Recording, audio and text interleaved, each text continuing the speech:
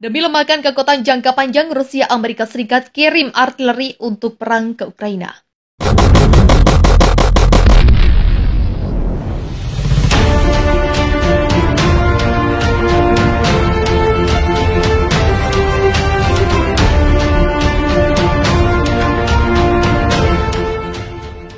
Untuk menurunkan kekuatan jangka panjang dari Rusia, Amerika Serikat pun akhirnya mengatur strategi. Pihak AS kini memilih mengirim artileri ke Ukraina.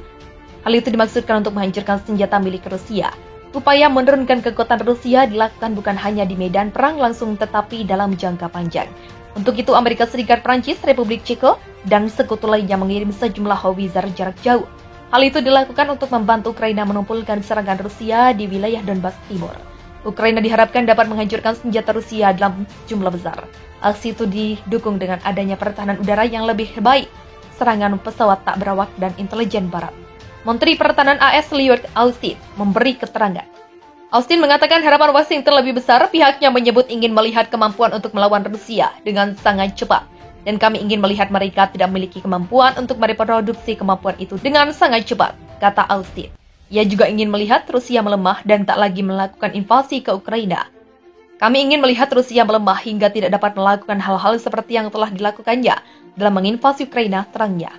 Departemen Luar Negeri Amerika Serikat pada Senin menggunakan deklarasi darurat yang pertama kali selama pemerintahan Biden untuk menyetujui kemungkinan penjualan amunisi senilai $165 juta AS ke Ukraina. Persetujuan penjualan amunisi itu untuk membantu Ukraina mempertahankan diri terhadap invasi Rusia yang sedang berlangsung, kata Pentagon. Pemerintah Ukraina telah meminta untuk membeli berbagai peluru yang disebut amunisi tidak standar, kata departemen itu dalam sebuah pernyataan merujuk pada amunisi yang tidak sesuai dengan standar NATO.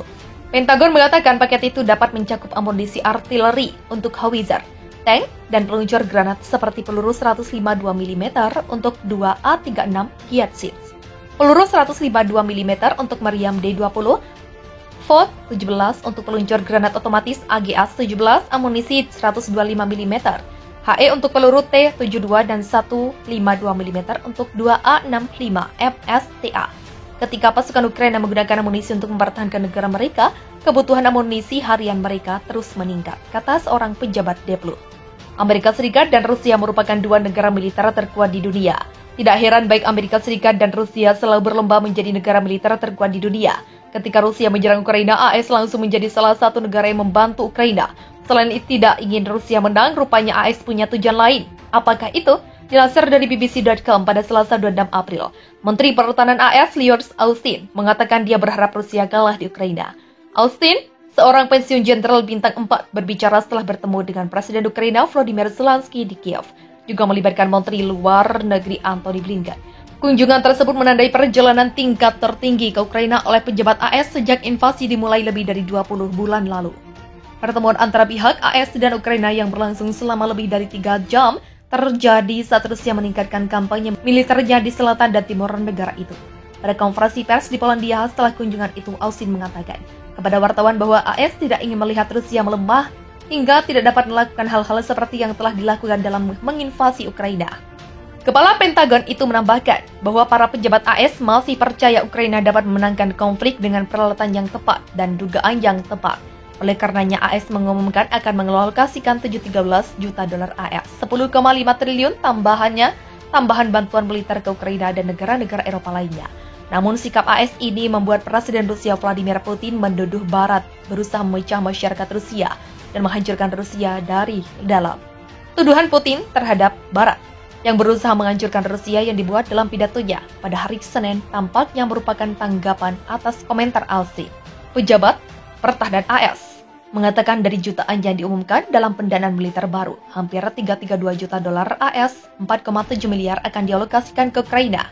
Ini menjadikan total bantuan keamanan AS yang diberikan ke Ukraina sejak invasi dimulai menjadi lebih dari $3,7 miliar AS. Sebelumnya Zelensky telah memohon kepada para pemimpin Barat untuk meningkatkan aliran peralatan militer selama berminggu-minggu. Dia bahkan bersumpah bahwa pasukannya dapat mengatasi militer Rusia jika dilengkapi dengan jet tempur dan kendaraan militer lainnya. Berbicara setelah pertemuan itu, Zelensky mengatakan pemerintahnya menghargai bantuan yang belum pernah terjadi sebelumnya. Diketahui dalam beberapa hari terakhir Rusia telah memfokuskan kembali kemajuan di wilayah Donbas Timur, Ukraina, dan sumber-sumber AS percaya bahwa Moskow telah melakukan lebih dari 76 batalion kelompok taktis di dalam Ukraina. Pesawat pembawa bom nuklir milik Rusia tertangkap kamera terbang di wilayah perbatasan Ukraina. Pesawat yang diyakini berjenis Tu-95 Rusia yang dikenal sebagai Bears itu tampak terbang rendah diiringi pesawat tempur lainnya. Spekulasi pun bermunculan di tengah antisipasi bahwa Rusia akan nekat menggunakan senjata nuklir dan peperangan di Ukraina. Dilansir tribunwow.com dari Daily Mail, Senin 18 April 2022, Presiden Rusia Vladimir Putin mengirim bom berkemampuan nuklir ke langit di atas Rusia Barat. Aksi ini dilakukan di tengah tekanan besar pada Kremlin atas tenggelamnya kapal Moskva di Laut Hitam pekan lalu. Video yang direkam pada Sabtu 17 April 2022 dan Senin 18 April menangkap konvoi sejumlah pesawat yang biasanya digunakan untuk membawa bom nuklir. Pesawat itu terbang di atas wilayah Kaluga yang merupakan perbatasan Rusia dengan Ukraina. Dalam iringan pesawat tersebut, diyakini ada pesawat Tu-95 yang digunakan untuk memuat bom nuklir. Kementerian Pertahanan di Moskow belum segera mengumumkan tujuan misi tersebut. Diketahui Tu-95 telah digunakan beberapa kali untuk menyerang sasaran di Ukraina dengan senjata non-nuklir, terutama rudal jelajah yang diluncurkan dari udara, KH-55 dan KH-101. Tu-95 adalah satu-satunya pesawat pengebom strategis bertenaga baling-baling yang masih digunakan hingga hari ini sejak diproduksi pertama 70 tahun yang lalu. Tak hanya di Ukraina, Putin sempat mengerahkan Tu-95 ke Inggris pada saat ketegangan mulai meningkat. Seperti misalnya pada Februari tahun ini ketika Angkatan Udara Kerajaan Inggris mengerahkan pesawat tempur Typhoon untuk mengawal 2 Bears di utara Skotlandia. Pada bulan Februari, Putin memerintahkan pasukan nuklir Rusia untuk waspada tinggi. Ia juga mengancam sekutu NATO dengan konsekuensi terbesar dalam sejarah jika mereka campur tangan dalam konflik Ukraina.